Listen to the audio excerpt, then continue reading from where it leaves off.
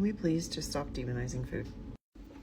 There are things that you definitely don't want to eat if they cause a problem for you, and I've had some people realize once they cut a certain type of food out of their diet that yes, that was causing a problem for me and I shouldn't continue to eat it because it's still causing a problem for me. And they make that habit change and they're doing better. But then I see this post on Twitter today, and it's some guy who claims to be a doctor and a health coach, saying, what did you indulge in over the holidays that you shouldn't have, and you'd better confess now because you should feel guilty about eating that. No, they shouldn't, unless it was literally like something that's poisoning them. So if you eat something that you know makes you feel bad, you should feel bad about eating that because you willingly poisoned yourself.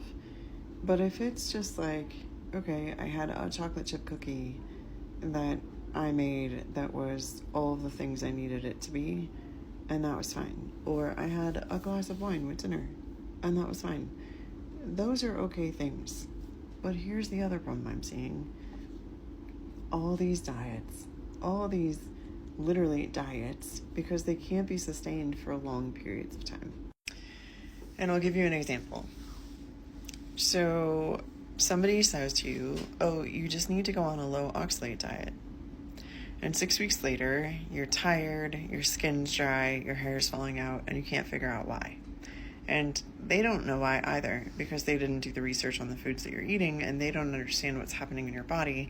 And what they've done is just push you into a sulfur overdrive. And so now you need to not only be on a low oxalate diet, but you also need to be on a low sulfur diet. And no, let's not forget that we need to remove every single histamine from your diet as well. But black seed oil is actually healthy for you, and it's anti-inflammatory, but it's on the no list. And then there's this one list that says this is low oxalate and low histamine and it's paleo friendly. But then you look at other ones and it doesn't include this specific type of protein, and you're like, well, which one am I supposed to believe? Oh, and then I've got this like beautiful PDF for you to follow, and it's highlighted, and anything that's in red you should really probably avoid, but it might be okay in moderation. We just don't know how your body's going to react to it, so let's just try it and see it. Honestly, can we make this any more confusing for people if we tried? Here are the basics.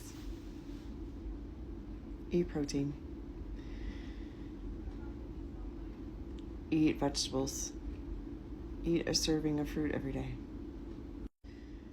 Make sure you get a healthy fat, and make sure that you are maybe getting a starch or two a week. And it's really interesting to me because I have plenty of people who can't eat chicken eggs, but they can eat quail eggs. But if you look at all the dietary information, those say, no, you can't have those because they're high inflammatory, high histamine. But less people react to them than they do to chicken eggs. Grains are not a necessary part of your diet. They were bought and paid for by farmers in the United States who get grants from the government to keep their farms growing grain that we don't need in our diet on a daily basis.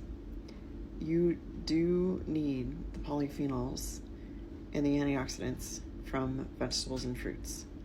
If you want to make them low oxalate, there's a lot of things you can do to go that way, like most of your leafy greens, which if you were doing a low oxalate, low histamine diet, you would have to cut all of those out.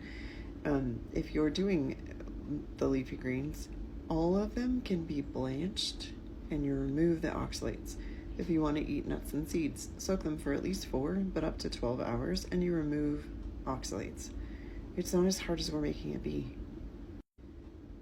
Especially if you've had someone who's operated in a restricted eating pattern for whatever reason, we have to make food less scary and less complicated.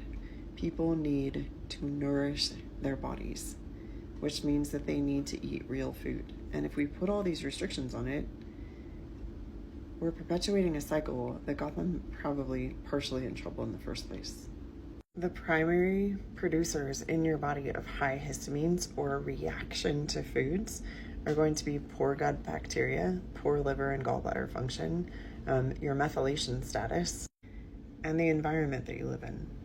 Because believe it or not, if you went on a low histamine, low oxalate diet, you'd also have to give up all fermented foods, which then perpetuates high histamines in your system because the fermented foods help your gut bacteria. If we clean up the gut and we detox the liver, detox the gallbladder, and help the organs function the way that they are designed, we have less of a histamine response to food, which means that we have less restricted eating. If we teach the body or give the body different enzymes, we can help it digest foods better. And there are supplements that help histamine block without you taking antihistamines and ruining all of the mucosal linings in your body. If you're living in an environment that has mold, has a high pollen count, your need to work on your gut health is even more important, and you need to get the mold remediated, because otherwise you will continue to react or overreact to everything in your environment. But food shouldn't be demonized. It's there designed to nourish you.